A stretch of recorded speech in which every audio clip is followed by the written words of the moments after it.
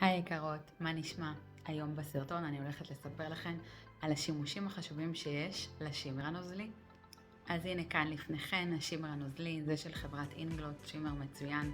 אז מה אני עושה איתו בעצם?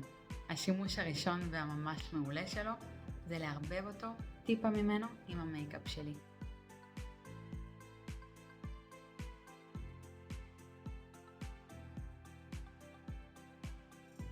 טיפה אחת מהשימר אל תוך המייקאפ, והמייקאפ שלי מקבל גימור קורן, מבריק והרבה יותר משודרג, במיוחד לאירועים. דבר נוסף שאפשר לעשות עם השימר הנוזלי, לקחת טיפה ממנו ולתת כאן בעצם חידוד לכל הזווית של העין, וככה אני מקבלת מראה מורם, זוהר וקורן.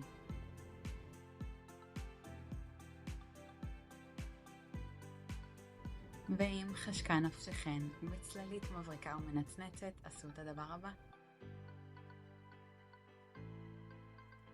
שימו לב לברק ולנצנוץ. בנוסף זה גם הופכת להיות צללית עמידה, צללית רטובה, ועליה גם תוכלו לשים צללית מנצנצת עוד יותר, ואז יהיה לנו אפקט כפול של נצנוץ לשדרוג באירועים מיוחדים. אני ממש מקווה שאהבתם את הסרטון על השימר הנוזלי. אתן יכולות לקנות אותו בפארם בכל חברה, החל מהחברות הפשוטות וכמובן בחברות היוקרתיות.